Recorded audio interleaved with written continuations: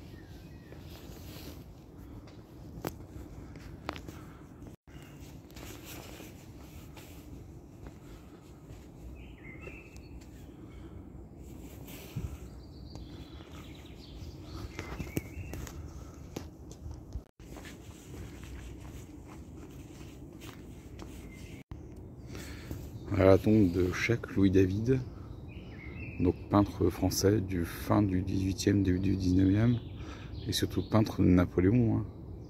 Le sacre, je crois que c'est lui qui a peint le sacre de Napoléon, ou Napoléon franchissant les Alpes. Voilà.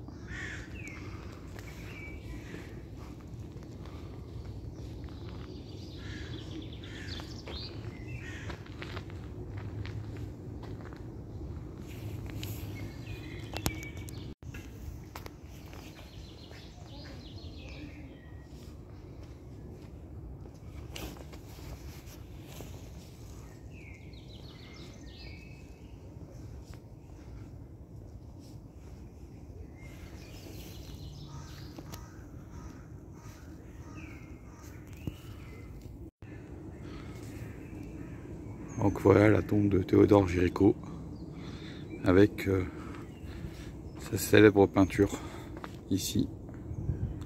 Je pense que vous l'avez reconnu. Je vais pas vous le dire, hein. En tout cas, c'est un radeau.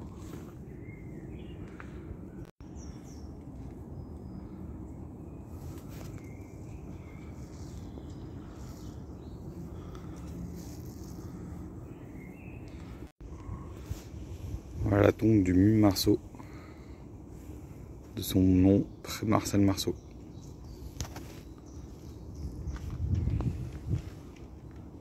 Et là, on a Adolphe Feutière. Alors, elle est toujours en vie, et non, par anticipation, elle a fait sa tombe. Parce que vous voyez, madame est toujours en vie, elle est de 56, elle doit avoir 67 ans, 68 ans bientôt. Donc non, elle est toujours en vie, c'est juste qu'elle a préparé sa tombe.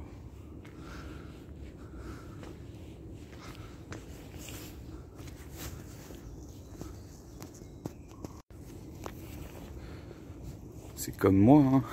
Alors moi j'ai pas le nom sur ma tombe, hein, mais je peux très bien être enterré au cimetière de Père-Lachaise, car comme vous le savez, j'ai mes ancêtres qui sont enterrés dans le cimetière, et je peux très bien être enterré aussi dans ce cimetière. Voilà. Donc je fais une visite à mes futurs voisins, ou pas. La tombe de Victor Schoelcher.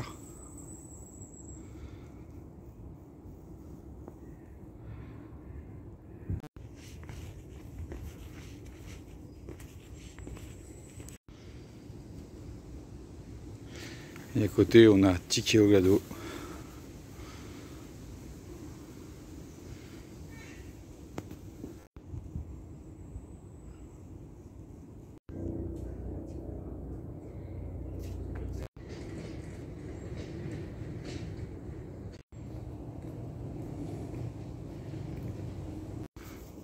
Donc là, on se dirige vers le crématorium.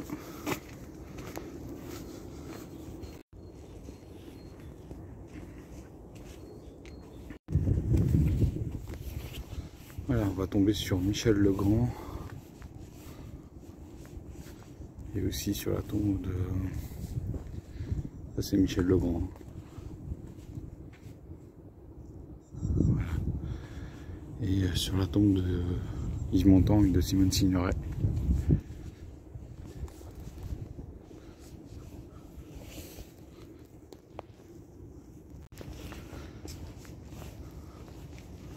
Voilà, Yves Montand et Simone Signoret. Couple emblématique. Donc pour dire Michel Legrand, c'est juste là.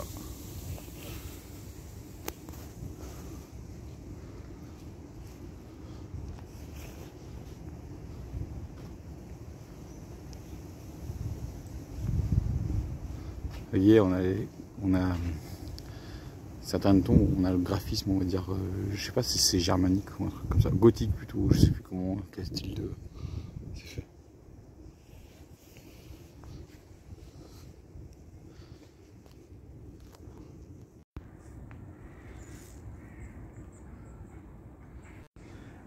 Là, la tombe de Georges Courteline.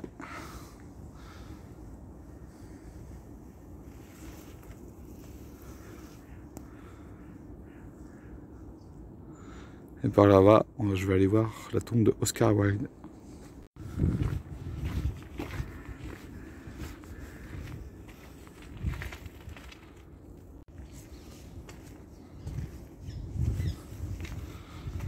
Voilà la tombe d'Oscar Wilde.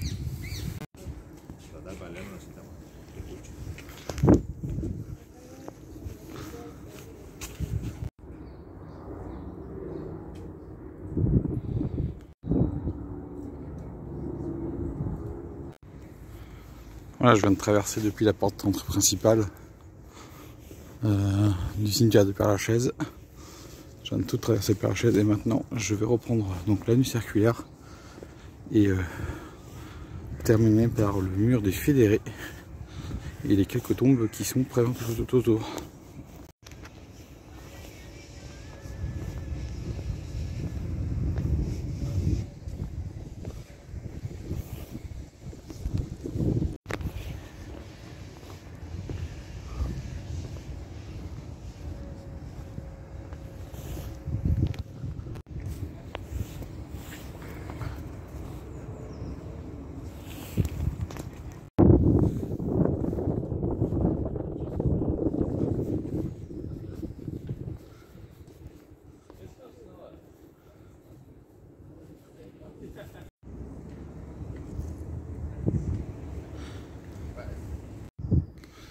Voilà la tombe de Jess Rustin, qui est une américaine, féministe, femme de lettres et connaisseuse d'art. C'est elle qui a permis de diffuser à travers le monde le cubisme. Et c'est une amie de Picasso. Voilà. Elle est décédée en 1946, donc voilà. Elle a eu une grosse influence au début du XXe siècle. Toute la moitié du XXe siècle.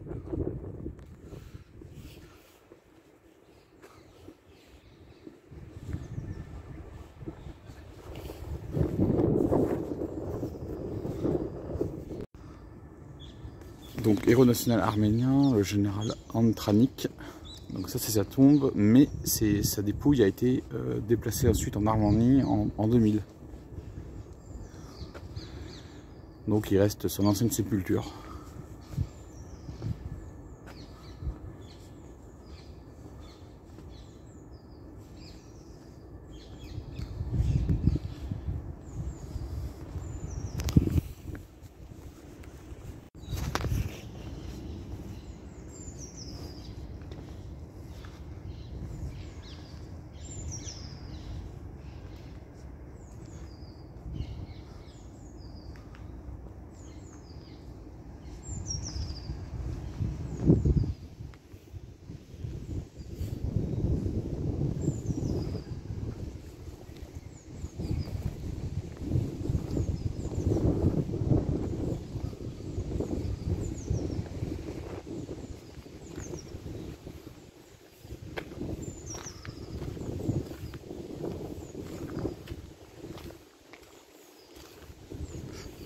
à toutes les victimes du nazisme.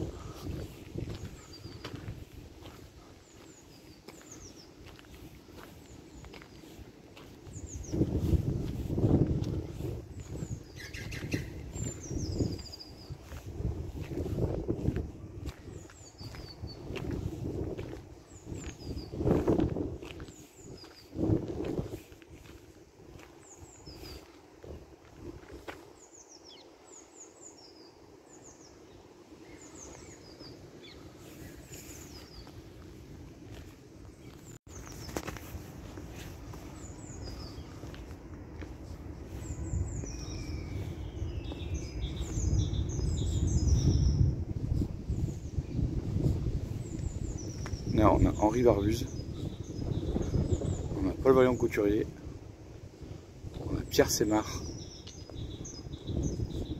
Alors pour moi ça me parle parce que ce sont des noms de rues, mais ce sont des hommes avant tout.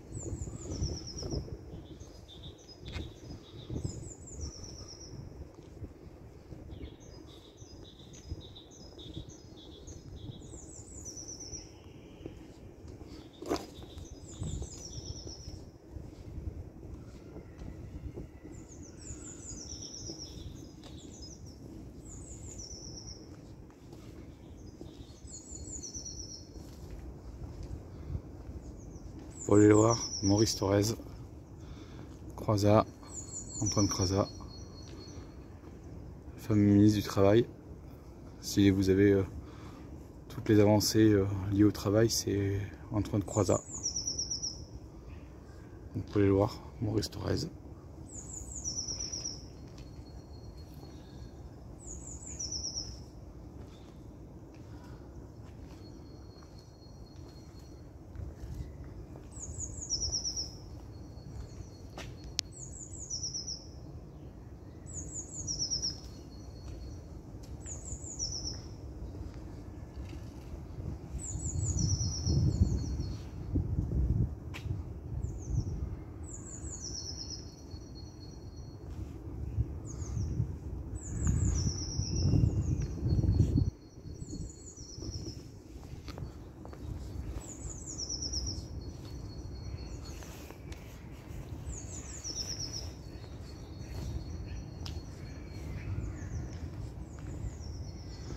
Georges Marchais, le secrétaire général du Parti communiste.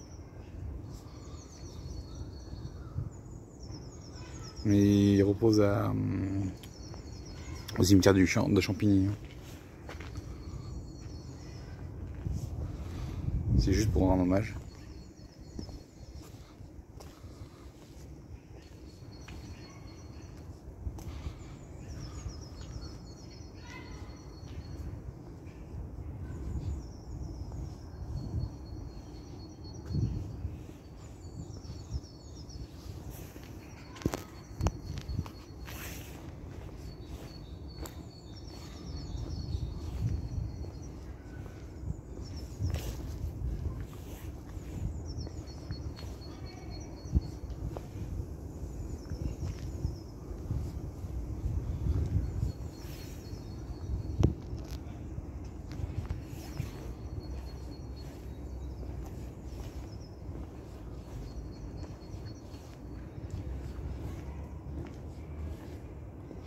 Là, c'est vraiment toutes les gens qui ont été victimes du nazisme.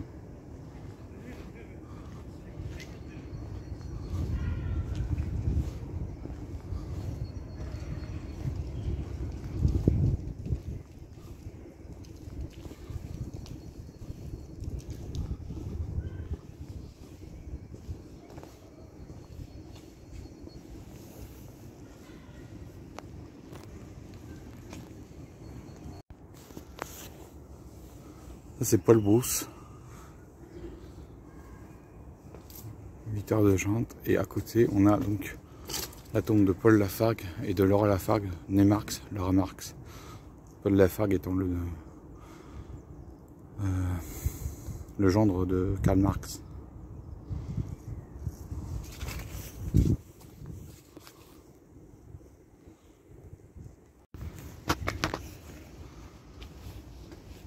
Ça c'est Benoît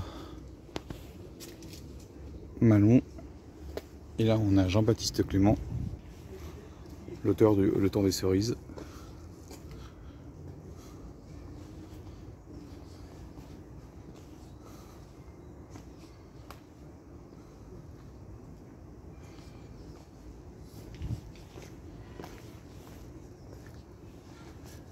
Et là, vous avez la plaque commémorative pour remords de la commune. Comme vous savez, il y a eu la commune de Paris. Et donc, il y a eu ensuite la semaine 50, la répression qui a été faite. Et donc, ici, sur le Père-Lachaise, il y a eu les derniers, on va dire, communards qui se sont réfugiés. Malheureusement, certains n'ont pas été capturés vivants, mais ont été tués autour du cimetière. Alors, je crois pas que ce soit dans ce côté-là qu'ils ont été tués, je crois que c'est de l'autre côté. Et là vous avez un arbre remarquable, un marronnier d'Inde.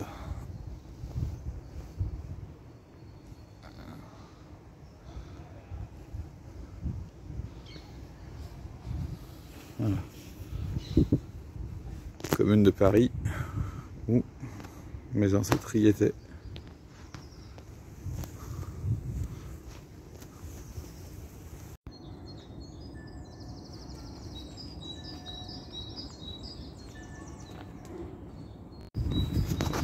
Voilà, je vais quitter donc le septième du Père-Lachaise avec une des sorties qui se trouve juste ici.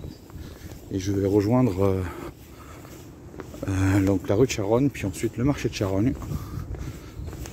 Et après, je vais revenir au point d'entrée. Les gueules cassées, Docteur Pourroy. Les gueules cassées, ce sont malheureusement les victimes de la Première Guerre mondiale. Les graves blessés de la Première Guerre mondiale. Et il fallait avoir de la chirurgie de l'époque pour pouvoir essayer de bien les remettre. Et là, eh ben non, je ne peux pas. Porte de la Réunion fermée pour travaux de sécurité. Je ne le savais pas. Donc je ne peux pas sortir par là.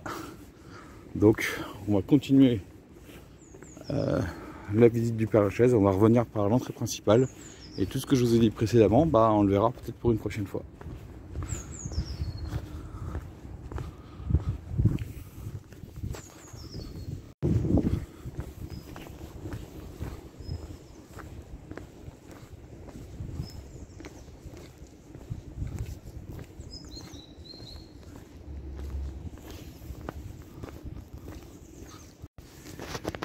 Le cimetière est tellement grand, 44 hectares, donc pour se repérer, moi j'utilise Google Maps, parce qu'il y a beaucoup de tombes qui sont répertoriées,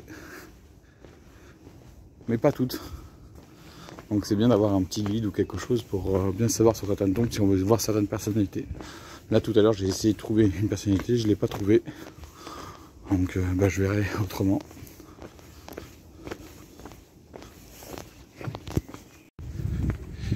Ah, j'ai trouvé une autre sortie que la sortie principale. Voilà, donc la balade dans le cimetière du Père-Lachaise se termine. Comme je vous ai dit, c'est un très très grand cimetière. Pour ceux qui veulent une visite guidée, c'est ici qu'il faut voir avec les guides, parce qu'ils ne s'attendent qu'ici, pour info. Hein. Et moi je vais vous laisser. On se retrouvera peut-être une prochaine fois dans le cimetière du Père-Lachaise, parce que je vous ai dit, comme vous le savez, j'ai des tombes familiales et donc de temps en temps je vais aller les voir. Pour voir si tout se passe bien au niveau de l'entretien des sépultures.